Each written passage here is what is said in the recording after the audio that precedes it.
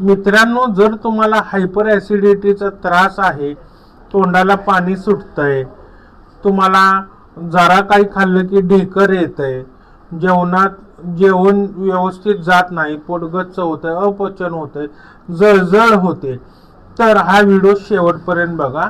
मित्रांनो, तुमच्या जठरमध्ये किंवा स्टमकमध्ये ॲसिडचं प्रमाण भरपूर झाल्यामुळं किंवा जरा काही खाल्लं की ॲसिड प्रोडक्शन जास्त झाल्यामुळं आपल्या स्टमकमध्ये HCl म्हणजे हायड्रोक्लोरिक ॲसिड जे अन्न पचवतं त्याचं प्रमाण जास्त होतं.